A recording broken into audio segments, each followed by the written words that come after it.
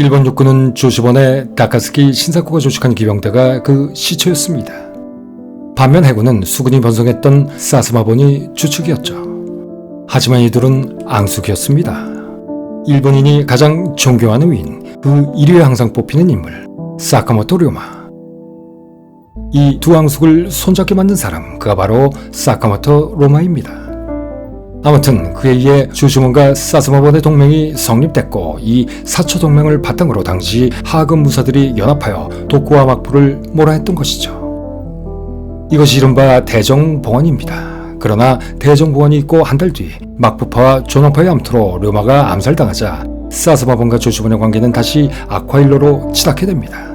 그리고 1873년 마침내 사스마본 출신 사이코 다카모리를 중심으로 한 소위 청한파들에 의해 내전이 일어나게 되죠. 하지만 반대측 앙숙이었던 조시본에게 곧 진압당합니다.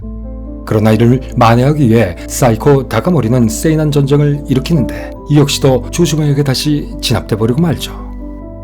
이때부터 일본 육군은 일본 제국의 흥망 제1편에서부터 자주 출연했던 야마가타 아리토모를 중심으로 한 조시본 출신 인사들에 의해 장악되었고, 그래도 나름 사초동맹의 반쪽이었으며 예로부터 수군이 번성하여 류코국, 즉 지금의 오키나와를 합병시키기도 했던 사스마본은 해군을 장악합니다. 그리고 이것이 일본군 군종 대립의 시작점이 되죠. 그러나 이 갈등은 갈수록 더 고착되었고, 러일전쟁 직후부터는 일본군을 사실상 두 개로 쪼개버리고 맙니다. 다시 말해 육군의 일본과 해군의 일본으로 나눠버린 것이죠. 메이지 유신 이래 앙숙관계로 불편했던 육군과 해군의 관계가 이때부터는 분열로 이어진 것입니다. 그런데 육군과 해군의 분열은 여기서 끝난 것이 아니었습니다. 이후 육군은 천황 친정을 원하는 황도파와 내각에 의한 통제를 주장하는 통제파로 나뉘어졌고, 덩달아 해군도 워싱턴 군축 조약을 지켜야 한다고 주장하는 조약파와 그에 반대하는 함대파로 나누어집니다. 나중에 가서는 육군의 경우 대본영과 관동군 사이의 갈등에서부터 시작해 보병과 기병으로까지 그 갈등이 세분화되었고, 해군도 역시 연합 함대파와 군강구 함대파 사이의 갈등으로 번져버리게 되죠. 그리고 이런 파벌의 작태는 각 파벌의 구성원에 대한 진급과 보직 인사에 적나라하게 반영되었고, 심지어 서로를 암살하는 지경에까지 이르게 됩니다. 그야말로 막장 콩가루 집안이 따로 없었죠. 심지어 이런 식의 갈등의 일상화는 훗날 해군과 육군이 무기를 따로 개발하는 데까지 이르게 됩니다. 그것은 어차피 사용하는 목적과 그에 따른 기능적 특성이 달랐던 항공기 개발 정도에서만 그친 것이 아니라, 작게는 탄약도 호환되지 않는 총이나 기관포의 개발부터 시작해 크게는 항공모함과 잠수함을 따로 개발하는 상황까지 이르게 되죠. 도대체 육군이 항공모함과 잠수함을 따로 개발한다는 것이 말이나 되는 건가요? 그리고 해군에 무슨 전차가 그리 많이 필요하다고 전차까지 따로 개발했던 것일까요? 물론 당시 일본 해군에는 지금의 해병대에 해당하는 육전대가 있기도 했고, 육상 비행장 방해에 반드시 필요한 장비라고 말하고는 있었지만, 그냥 육군의 것을 공유하면 그만이지 이런 것마저도 따로 개발할 필요가 있는지 도저히 납득이 가지 않습니다. 하지만 사실 이 모든 것들은 반대를 위한 반대를 넘어 서로 예산을 많이 따오기 위한 꼼수이기도 했었고, 나아가 각자 간섭받지 않고 작전을 하겠다는 말도 안 되는 발상 때문이었습니다. 이 때문에 일본은 그렇지 않아도 가뜩이나 부족한 자원을 더욱 비효율적으로 쓸 수밖에 없게 되죠. 그러나 이것뿐이 아니었습니다. 이렇듯 육군과 해군의 깊게 패인 골은 상호간 작전 정보에 대한 공유는 아예 꿈도 꿀 수 없게 만들었습니다. 태평양 전쟁 당시 일본 해군이 과달카날에 몰래 비행장을 만든다 일이 틀어져 버려 육군에 지원 요청을 했었을 때, 육군 참모본부에서는 도대체 과달카날이라는 것이 어디에 있는 지명인지 아니면 과일 이름인지 술 이름인지 전혀 알지 못하는 상황이 벌어졌습니다. 이후에도 제대로 된 협조를 하지 않았던 일본 육군과 해군은 결국 과달카날을 자신들의 무덤으로 만들어버리고 말았죠. 하기야 국군을 걸고 미국과의 전쟁에 돌입하기 위해 출동한 해군의 진지방 기습작전의 주요 작전계획은 물론이고, 공격날짜조차도 육군 출신이라는 이유로 당시 총리 대신이었던 도조 히데키는 모르고 있었으니까요. 이러다 보니 제대로 된 적을 만났을 때 일본군의 전투력은 곧 그 한계에 부딪힐 수밖에 없게 되었고, 결국 이런 일본 군부의 적폐는 패망의 견사 역할을 하게 되고 말았던 것입니다. 그러나 일본 군부의 부조리들은 이런 자신들의 헤게모니 싸움으로만 끝난 것이 아니었습니다.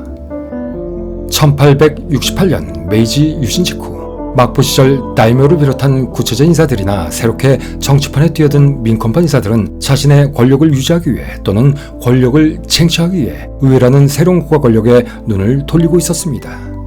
그래서 이들은 새로운 시대, 즉 자유와 민권을 내세워 투표를 통해 의회를 장악하려고 했죠. 그것은 당시만 해도 민권화가 완전히 이루어지지 않았던 시절이었기에 모든 국가 권력이 군의 통수권에서부터 나오고 있었고 불안했지만 어쨌든 그 권력의 제도적 명분이 아직은 군부가 아닌 의회에 있었기 때문이었습니다. 하지만 권력에 대해선 끝없는 욕망의 화신이었던 메이지 신군부에게 이는 통할 리가 없었죠. 이에 신군부는 국가의 안녕을 위해 군 통수권을 의회 정치 세력으로부터 독립시키겠다는 지나가는 개도웃을 명분으로 의회 군권을 분리시키려 공작을 기획하기 시작합니다. 이때 이들이 눈에 들어온 것이 바로 천황이었습니다. 그래서 국가 지존의 상징이여 신권의 대리자라 여겨지는 천황에게 차라리 군 통수권을 넘겨줘버려 아예 민간인으로부터의 통수를 막아버리자는 발상을 하게 된 것입니다. 물론 천황을 포섭 회유 겁박하면 자신들이 항구적으로 군권을 유지할 수 있다는 자신감의 발로이기도 하였고 유사시 책임의 근간을 천황에게 떠넘기려는 꼼수 때문이기도 했었습니다. 그리하여 청일전쟁 발발 직전인 1893년 5월 19일 결국 천황을 꼬드기고 설득한 일본 군부는 천황 직속으로 모든 군권의 정점이 되는 대번영을 설치하는 칙령을 발표하는 데 성공합니다. 이때부터 전시에는 모든 군정, 군령권이 천황 직속의 대번영으로 넘어가게 되죠. 하지만 일본은 메이지 유신 이후 내내 전쟁을 치러왔기 때문에 1945년 폐망시까지 잠깐의 평시라 하더라도 사실상 군부가 군권을 준 것이나 다름이 없었습니다. 아니 정권의 모든 것을 틀어준 것이나 마찬가지였죠. 이로써 일본의 모든 정부 권력은 그들이 원했던 대로 폐망시까지 의회에서 완전히 떨어져 나가게 됩니다. 거기에다 1937년 11월 20일부터는 중일전쟁을 단순한 사변으로 포장하여 전쟁의 책임을 중국에게 떠넘기자는 계획 아래 새롭게 착안된 대번영은 전시위의 사변시에도 설치 가능하도록 한다라고 대번영을 아예 바꿔버림으로써 그나마 한 가닥 남아있던 평시제약이라는 정선마저 완전히 없애버리죠. 이때부터 일본 의회는 사실상 개점 휴업 상태나 다름이 없게 됩니다. 거기에다 당시 일본의 어이없는 상황을 극악적으로 보여준 예가 하나 더 있으니 그것이 바로 엄청나게 비대해져 있던 육군의 대변자, 육군 대신의 권한이었습니다. 우리는 보통 대통령이나 총리가 정부 정책을 최종 제거하고 국무위원의 임명이나 조거의 권한을 갖는다고 알고 있습니다. 하지만 이 당시 일본은 달랐습니다. 만약 육군 대신이 반대하면 내각은 그 어떠한 결정도 내릴 수가 없었고 또 육군이 동의하는 육군 대신이 청구되지 않으면 내각 자체를 조직할 수조차 없었습니다. 그리고 육군 대신은 현역 장성들만이 오를 수 있는 자리였죠.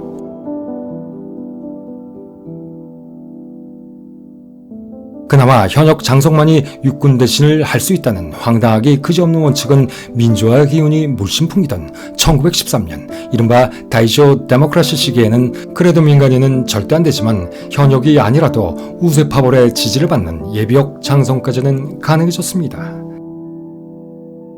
그러나 다시 전쟁의 기운이 넘쳐나고 군부가 헌병을 동원해 막가파식 군국주의로 폐악을 자행하기 시작한 1936년에 이르러서는 또다시 현역만이 육군 대신을 할 수 있도록 바꿔버리죠. 이렇듯 이런 말도 안 되는 사회제도와 정치구조를 가진 일본이 태평양 전쟁이라는 대전장에서 패전할 수밖에 없다는 것은 너무나 차명한 사실이었습니다. 일본은 원래 군림하되 통치는 하지 않는다라는 입헌군주제의 가치를 가진 나라였습니다. 하지만 이처럼 천황을 등에 업고 미친 듯이 전쟁으로만 내달리고자 했던 군부가 존재하는 한 과연 합리적이고 이성적인 판단을 내릴 수 있었을까요? 아마도 이 당시 일본 국민들은 애초에 그 어떤 것도 기대하기는커녕 그저 닥치고 눈뜬 장님으로 사는 것만이 생존 방법이라고 여겼을 것입니다. 천황제라는 자신들을 위해 만든 기형적인 국가체제로 국민들을 현혹시키고 식민지의 젊은이들까지 강제 동원해 전쟁의 소모품으로 서가며 침략전쟁에만 광분했던 일본의 군부. 그러나 일본이 저지른 이 모든 전쟁범죄의 책임을 군부에게만 물을 수 있을까요? 소위 천황이라 불리는 자. 그는 당시 모든 것을 다 알고 있었습니다. 그리고 그는 내심 자신의 영달을 위해 극악무도한 침략행위를 적극 독려하기도 했었죠. 그 모든 전쟁 범죄의 한가운데 있었던 자. 그는 모든 것을 다 알고 있었고 또 모든 것을 다 보고 있었으나 그냥 묵인해 버렸던 것입니다. 그리고 패전 후에는 자신의 보신만을 위해 자신이 쇠뇌시켰던 충성스러웠던 국민들을 버리고 미군정 정부의 제발로 찾아가 무릎을 꿇고 선처를 호소했습니다. 그런 일본의 왕. 그래서 그는 일본인에게도 절대 용서받아서는 안 되는 존재이고 아울러 반인륜적 범죄 행위에 대해서도 결코 자유로울 수 없는 것입니다. 일본이 자신들의 내전을 제외하고 저지른 50여 년간의 전쟁. 이 때문에 침략 피해국 또는 교전 상대국의 군인과 민간인의 사상자는 대략 3,700만 명. 아니 집계조차 할 수 없을 정도입니다. 그리고 총 330만 명이 넘는 자국민 사상자도 발생했었죠.